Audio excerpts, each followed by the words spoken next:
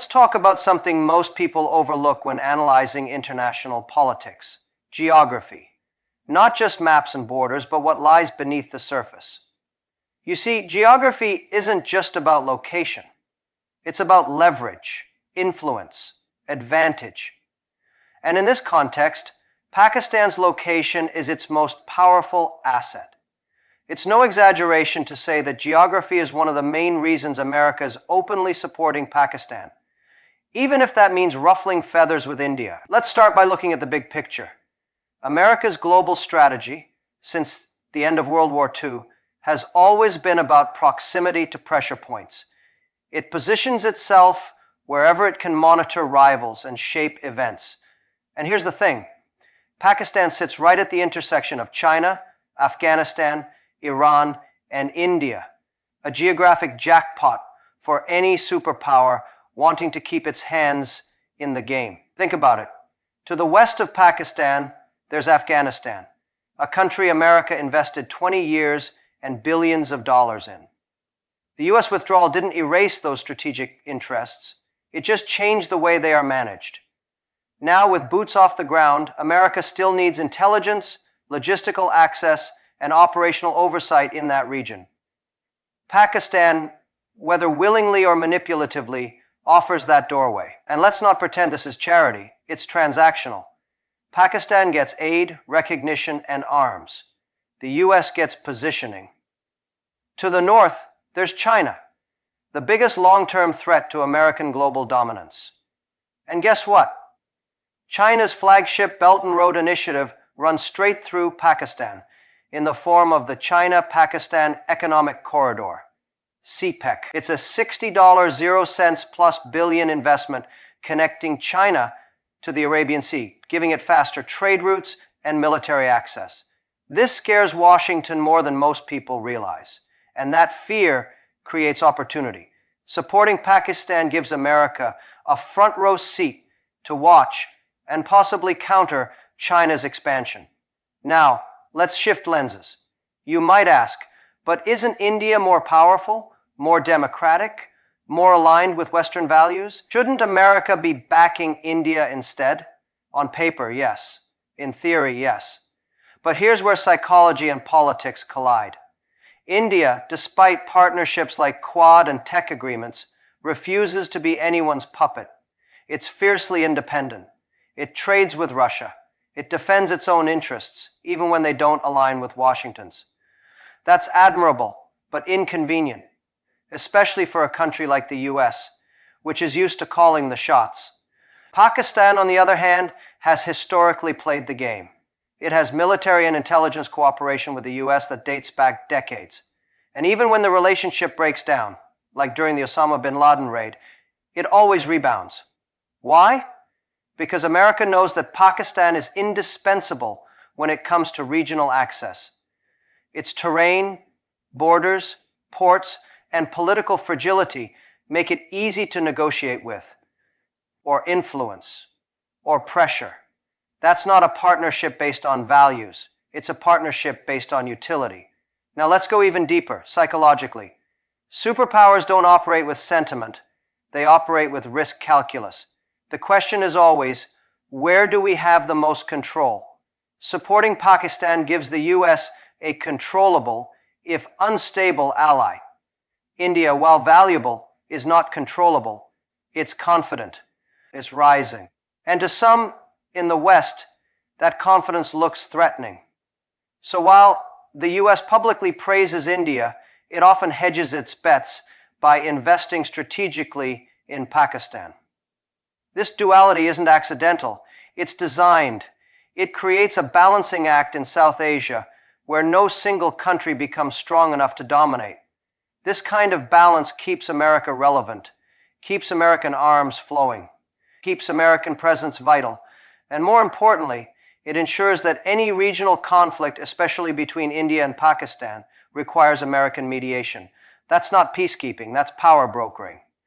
And all of it, hinges on Pakistan's location, its proximity to rival states, its access to airspace and sea routes, its role as a buffer zone, a corridor, a geopolitical hinge.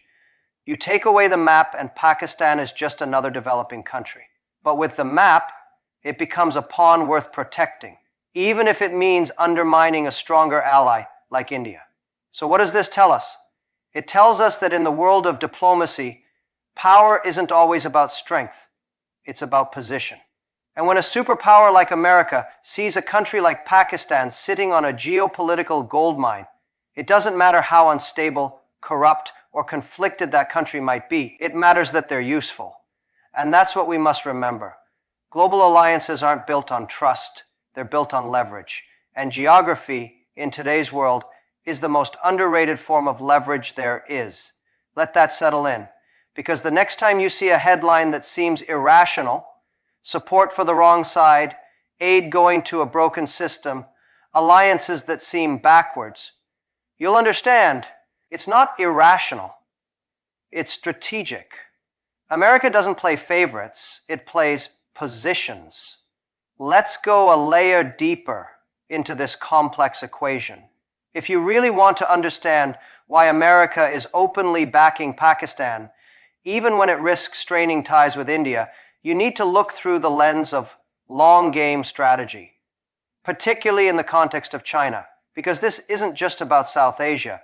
This is about the global chessboard, and one of the biggest, boldest moves on that board is China's Belt and Road Initiative. Most people have heard the name. Few actually understand the implications. At its core, the Belt and Road Initiative, or BRI, is China's vision for a new global order, an infrastructure and trade empire stretching across Asia, into Europe, down into Africa, and touching the edge of Latin America. Roads, ports, pipelines, railways. China is building not just physical routes, and one of the most strategic arteries of this initiative runs right through Pakistan. It's called the China-Pakistan Economic Corridor, or CPEC. On the surface, it's a trade corridor, a $60 plus billion investment that links China's western province of Xinjiang to the port city of Gwadar on Pakistan's Arabian Sea coastline. But underneath the infrastructure, there's something more: power projection. And here's where America gets nervous. Because CPEC doesn't just give China economic access, it gives it military flexibility, strategic positioning, and global visibility. It opens the door for Chinese naval presence in the Arabian Sea. It creates alternative energy routes that bypass US-monitored waters. It builds influence with governments and populations in key regions. And all of it is happening on America's former turf, right where Washington once called the shots. Now let's bring psychology into it. Superpowers operate from a place of deep insecurity, even if they never show it. The moment another power starts building influence, building relationships, building systems outside the Western framework, alarm bells start ringing. The US doesn't just see CPEC as an infrastructure project, it sees it as a declaration, a statement from Beijing that says, we're not just participating in the global economy, we're leading it. So what does America do? It looks for pressure points. And one of the most accessible and historically pliable pressure points around CPEC is Pakistan.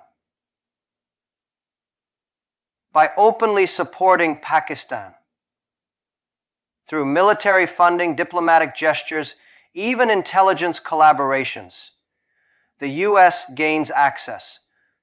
Not full control, but influence. And influence is the currency of modern power. America doesn't need to own the corridor, it just needs to monitor it, shape it, stall it when necessary, or use Pakistan as a negotiating chip against China. Here's the deeper truth. It's not about Pakistan at all. It's about containing China.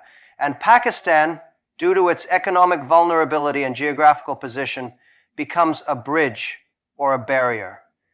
And the US wants to make sure it's the latter. And here's the part no one talks about. India knows this. India has made it clear it opposes CPEC because the corridor runs through disputed territory in Kashmir. India sees it as an infringement on sovereignty, a strategic provocation.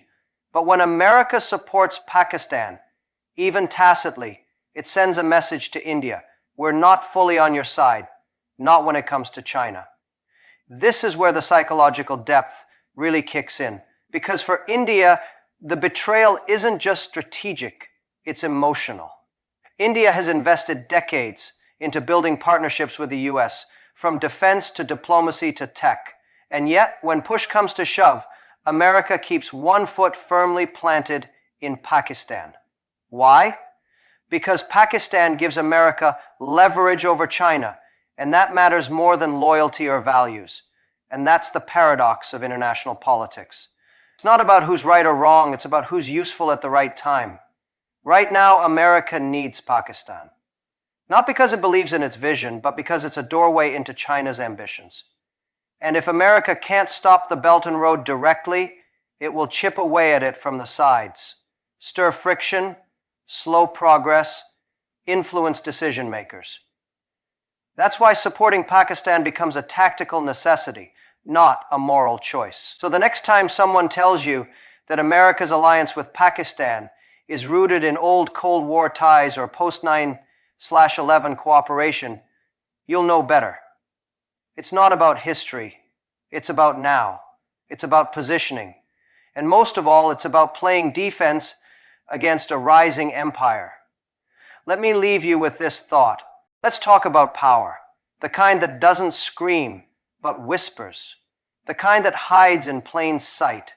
I'm talking about military dependence, arms deals, and strategic loyalty. And in this game, Pakistan's relationship with the United States is not just about friendship. It's about control. Because when we step back and look at the global picture, we start to see the deeper reason why America keeps showing up for Pakistan, even when it contradicts logic, values, or partnerships with countries like India. The truth is, military dependence is one of the most effective tools of influence. It's not flashy, it's not emotional, it's transactional. And it works. Let's break this down. India is a rising superpower, no doubt about it. It has one of the largest militaries in the world. It's advancing in technology, space, cyber defense, you name it. But here's what makes India different. It's diversifying. It doesn't want to be dependent on anyone, especially not the United States. India buys arms from Russia, from France, develops its own. It has built a defense ecosystem that's designed to give it freedom, not favor. That kind of autonomy is powerful, but for the US, it's also inconvenient. You see, America doesn't just want allies. It wants access. It wants alignment. And most importantly, it wants influence over how weapons are used, how decisions are made, where military doctrine flows. That level of access is difficult with India because India guards its sovereignty like a lion. It doesn't bend to pressure, and it certainly doesn't sign blank checks just to appease foreign partners. That's respectable. But from America's standpoint, it's also limiting. Now let's look at Pakistan. Here's a country that has been deeply tied into the US military-industrial complex for decades. From fighter jets to night vision, from training to tactical support, Pakistan's military infrastructure has been heavily shaped by American dollars, American systems, and American strategy. Even when diplomatic relations have wavered, even when trust has been broken, those military ties remained intact. Why? Because dependence creates loyalty, and loyalty creates leverage. Pakistan needs the US not just for weapons, but for legitimacy. And that need becomes a powerful bargaining chip for America. It means Pakistan is more likely to comply, more likely to cooperate, and more likely to align with American interests when it matters most, especially in conflict zones or high-stakes diplomatic moves. And here's the part most people miss. Military support isn't just about defense. It's about economics. When a country depends on American arms, it also depends on American training, spare parts, upgrades, and intelligence systems. That dependency becomes multi-layered. It doesn't end when the jets are delivered. it begins. And for a superpower like the US, this becomes a long-term investment in control. Now think about the psychology of this. Dependence changes behavior. Whether we're talking about individuals or nations, the principle is the same. When you rely on someone for your security, you start adjusting your decisions to keep that relationship intact. You tolerate more, you question less, you compromise faster. That's the hidden cost of military aid. It buys silence, loyalty, and often obedience. In contrast, India's independence makes it unpredictable, not unstable, but uncontrollable. That's not a risk America is always willing to take. So what does it do? It keeps its foot in Pakistan's camp. Not because Pakistan is more stable, not because it's more democratic, but because it's more influenceable. This isn't about who's better on paper. It's about who's more manageable in practice. And in global politics, manageability often wins over merit. And let's be clear, Pakistan plays this game too. It knows its leverage. It knows that as long as it keeps its military tethered to US supply chains, it has a bargaining chip. It can trade intelligence. It can offer airspace. It can promise access to regions where American boots are no longer welcome. This is not passive diplomacy. It's calculated survival. So when you hear about new arms packages, new funding, new military support going to Pakistan, don't assume it's just policy. It's a power move, a silent handshake, a reminder that loyalty can still be bought, not with ideals, but with weapons. And that's the heart of the issue. This isn't a battle between good and bad allies. It's a battle between influence and independence. America chooses support based on control, not compatibility. And Pakistan, by staying tethered to American arms, remains a tool that the US can still maneuver. Here's what I want you to take away from this. ChatGPT said, let's be brutally honest about something that most analysts gloss over. Power doesn't like competition, especially not when that competition comes from a place it once ignored, underestimated, or tried to shape. That's exactly what's happening with India. Its rise isn't just about GDP or population or global headlines. It's something far more uncomfortable for the West. India is growing on its own terms. Now, to understand why America is doubling down on its support for Pakistan, despite its long-standing alliance with India, we have to look at this through a different lens. Not diplomacy, but dominance. For decades, America functioned as the global center of gravity. It dictated trade, set the rules, controlled narratives, and brokered peace when it felt like it. And for the most part, countries complied, either out of fear, dependence, or hope of favor. But today we're seeing a rebalancing, and India sits right at the center of that shift. Here's the problem for Washington. India isn't playing the game the way they expected. India doesn't just nod along anymore. It doesn't cave under pressure. Whether it's choosing to buy oil from Russia during sanctions or refusing to take sides in great power conflicts, or investing in its own tech and defense ecosystems, India is moving like a country that doesn't need permission. And that, right there, is what makes the US uncomfortable. Because rising powers who operate independently are hard to manage, hard to predict, hard to influence. And for a superpower like America, that's dangerous. It means there's another voice at the table that isn't echoing yours. And worse, other countries are starting to listen to that voice. That's why India is no longer just rising, it's challenging, quietly, confidently, and philosophically. Let's bring it down to the psychological level. The American identity, at its core, is built on leadership, not just economic or military leadership, but ideological leadership. The idea that its values, its systems, its way of doing things should be the global default. But India doesn't buy into that fully. It's democratic, yes, but it's not Western. It's rooted in its own history, its own civilizational thinking, its own priorities. And it's not afraid to walk a path that diverges from the West especially when it believes it's in its long-term interest. That kind of self-authorship, the courage to define your path without waiting for approval, is rare in global politics. And America doesn't know how to respond to it. So what does it do? It returns to the strategies that worked in the past. It invests in the weaker player, the more dependent player, the one it can still influence. That player is Pakistan. Not because Pakistan is a stronger ally, but because it's a counterweight tool, a way to remind India we still hold the strings that matter. It's like this. When you can't control the rising power, you try to contain it. Not openly, not with conflict, but with calculated support for its rivals, subtle sabotage, framed as diplomacy. This isn't about war. It's about slowing the momentum, keeping the rising force just busy enough, just uncertain enough, that it doesn't become unmanageable. And here's where philosophy meets strategy. India represents something more than geopolitical power. It represents the possibility of a multipolar world, a world where no single country dominates the narrative, a world where influence is earned, not assumed. That future terrifies those who've grown comfortable sitting at the top of the pyramid.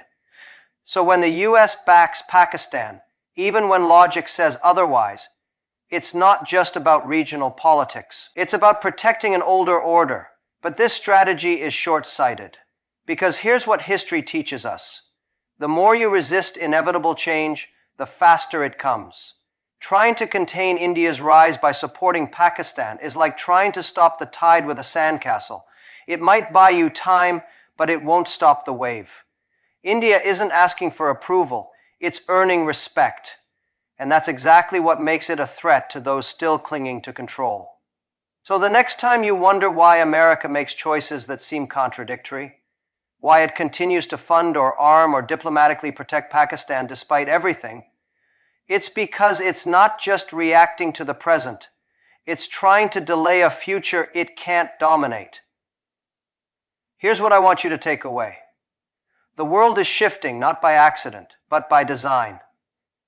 The old power structures are being challenged, not with war, but with independence. And that scares those who've grown used to writing the rules. Watch who they empower. And more importantly, ask why. Because in that question lies the truth they don't want you to see. There's a hard truth most people don't want to hear. Chaos is profitable. And not just profitable. It's strategic, especially in international politics. And when you understand this one truth, everything starts to make more sense. Why America continues to support Pakistan despite its instability. Why South Asia always feels one decision away from conflict. And why progress in the region often feels like 2 steps forward, 1 step back. Here's what's really happening. Instability serves the interests of the powerful. Let me say that again. Because it's the key to understanding why America isn't in a hurry to see lasting peace between India and Pakistan. A stable, economically integrated, politically united South Asia is a nightmare scenario for anyone who thrives on influence and interference. Because the moment India rises unchallenged in its region, the need for external mediators, arms suppliers, and global helpers disappears. The region stops being a battleground and becomes a marketplace. And that shift would force superpowers like the United States to step back, to become observers rather than architects. But that's not how power likes to operate.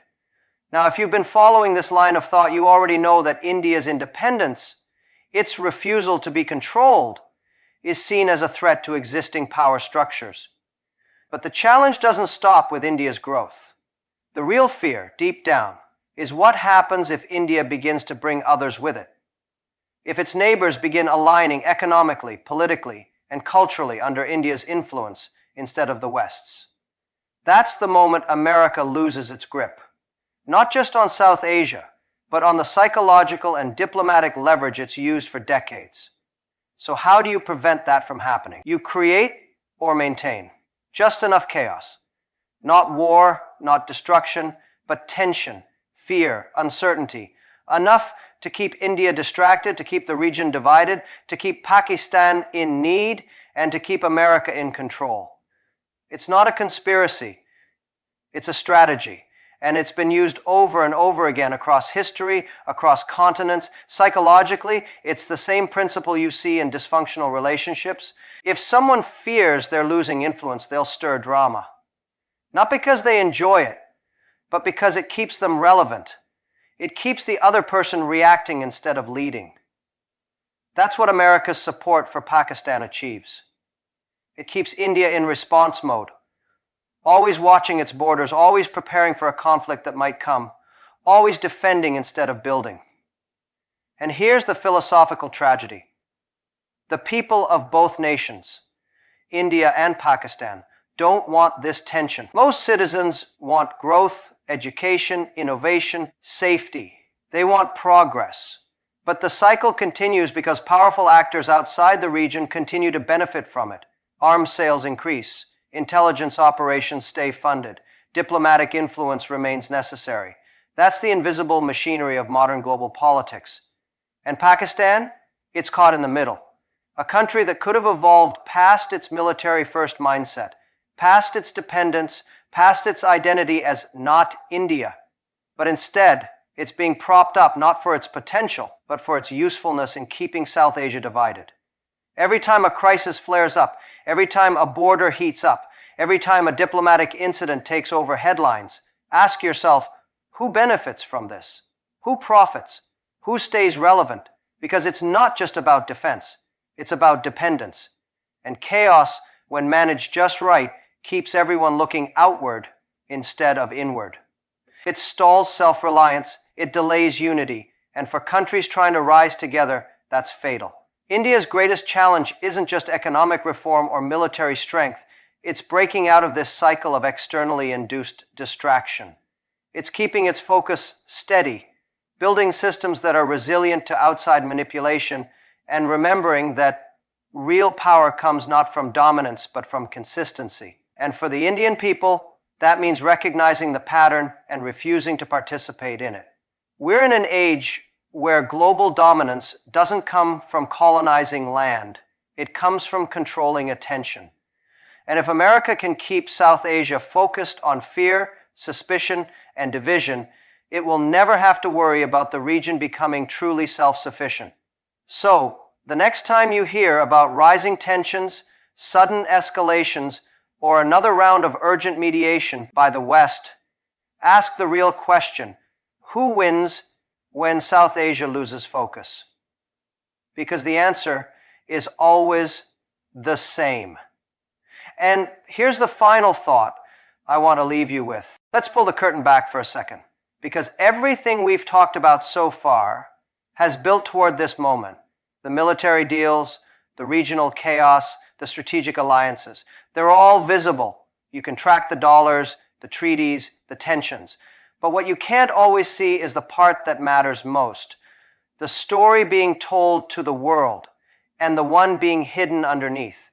This is where things get subtle. Because while America publicly claims neutrality or diplomacy, its support for Pakistan is anything but accidental.